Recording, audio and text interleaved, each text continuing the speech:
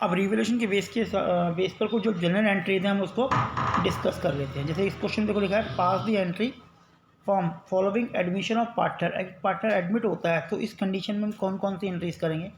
पहला पॉइंट दे रखा है unrecorded investment exit 5000 has to be record. मतलब एक इन्वेस्टमेंट थी जो हमने रिकॉर्ड नहीं की हुई थी। अनरिकॉर्ड का मतलब ये होता है कि बेटा हमारी बैलेंस शीट में नहीं थी, बाई मिस्टेक या जैसे भी कह लो, हमें नहीं पता था या हट गई थी किसी तरह से। अब हमें पता लगा कि भाई इन्वेस्टमेंट 5,000 की हमारी मार्केट में है। कई बार क्या होता है इन्वेस्टमेंट की वैल्यू जीरो हो जाती है, दूसरी कंपनी डूब जाती है, हमें लगता है डूब गया, लेकिन देखते हैं कि वो एग्जिस्ट कर रही है, तो उसे अनरिकॉर्डेड कहते हैं, मतलब जो अभी हमारी बैलेंस शीट में नहीं है। अब अगर ये इन्वेस्टमेंट बैलेंस शीट में आती है तो हमारा प्रॉफिट हो जाएगा क्योंकि हमारी एसेट्स बढ़ गई, और एसेट्स बढ़ गई तो एसेट्स बढ़ने की हमारी एंट्री क्या थी, assets account debit to revaluation. तो बेटा इसकी जो एंट्री बनेगी वो एसेट्स का नाम आएगा investment account debit, investment account debit तो एसेट्स बढ़ी है टू रिवैल्यूएशन।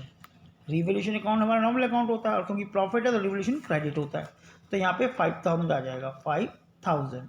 तो ये एंट्री हमारी इस तरह बनेगी। नीचे नरेशन आप लिख सकते हो, इन्वेस्टमेंट रिकॉर्डेड नाउ रिकॉर्डेड या रिकॉर्डेड इन बुक या unrecorded investment show in book. ठीक है, अगले उसकी बात करते हैं सेकंड पॉइंट की, कि सेकंड पॉइंट में क्या एंट्री बनेगी। अब अनरिकॉर्डेड लायबिलिटी की बात कर रहा है, toward supplier 1500 to be account. एक अनरिकॉर्डेड लायबिलिटी क्रिएट हो गई, लायबिलिटी क्रिएट होगी तो हमारा लॉस है, तो लॉस के हद में हमारी एंट्री क्या बनेगी सेकंड की एंट्री बनेगी। अब रिवैल्यूएशन डेबिट होगा, revaluation account debit, revaluation account debit to unrecorded liability. Unrecorded आप सप्लायर है तो आप क्रेडिटर भी लिख सकते हो या अनरिकॉर्डेड लायबिलिटी लिख लो, क्रेडिटर, चलो क्रेडिटर वर्ड लिख लेते हैं, या फिर अनरिकॉर्डेड लायबिलिटी। कितना 1500। अब क्योंकि लायबिलिटी क्रिएट होगी तो हमारा लॉस हो गया, तो रिवैल्यूएशन अकाउंट डेबिट हो गया, और जो लायबिलिटी क्रिएट हुई है वो क्रेडिट हो गई, तो लायबिलिटी टुवर्ड सप्लायर रिकॉर्डेड या unrecorded liability create. Being unrecorded liability create. अब तीसरे पॉइंट को देखते हैं, a creditor of ₹600 will not be claimed has to be write off. अब 600 का क्रेडिटर है जो अब क्लेम नहीं कर रहा, मतलब वो बैलेंस शीट से हट गया, अब क्लेम नहीं है उसके ऊपर, तो हमारी लायबिलिटी कम हो गई। अगर लायबिलिटी कम हो गई तो भाई हमारा प्रॉफिट हो गया, और प्रॉफिट हो गया तो एंट्री क्या बनेगी, सन्ड्री क्रेडिटर अकाउंट डेबिट, ये क्रेडिटर कम हो गया, sundry creditor account debit to revaluation account, revaluation account. कितना अमाउंट है 600 रुपये। लायबिलिटी कम हो गई तो बेटा एंट्री आपको याद रखनी पड़ेगी, लायबिलिटी कम हुई हमारा प्रॉफिट होगा तो रिवैल्यूएशन क्रेडिट हो गया। क्यों कम हुई, क्योंकि क्रेडिटर कम हो गए तो उसको हमने डेबिट कर दिया। कुछ और एंट्री अभी देखते हैं, इसमें क्या बोला हुआ है, द वैल्यू ऑफ,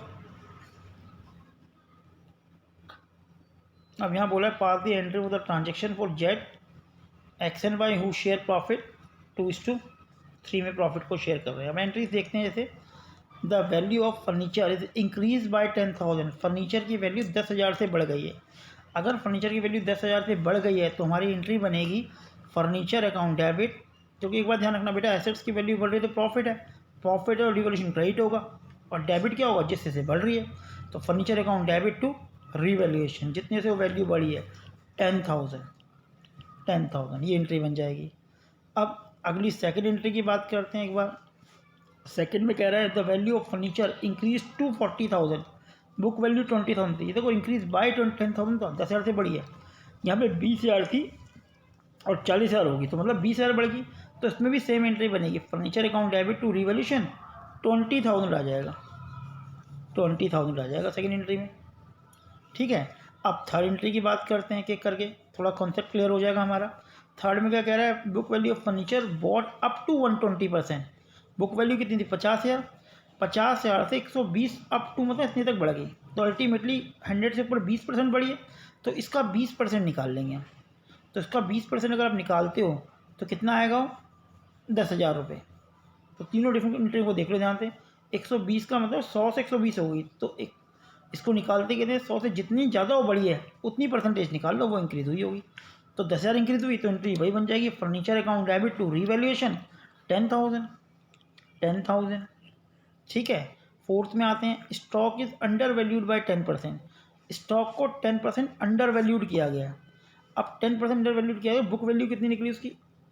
18,000। अब इसका ध्यान रखना, अगर अंडर वैल्यूड है 10%, तो इसका 10% नहीं निकलेगा बेटा। माना उसकी वैल्यू एक्स थी और उसको 10% का मतलब 90% में हमने वैल्यूड किया, और 90% जो उसकी वैल्यू है वो कितनी? 18,000। ऐसे निकालते हैं बेटा, ध्यान रखना इस पॉइंट को। अब इसको अगर मैं कैलकुलेट करूँगा तो कितना बन जाएगा?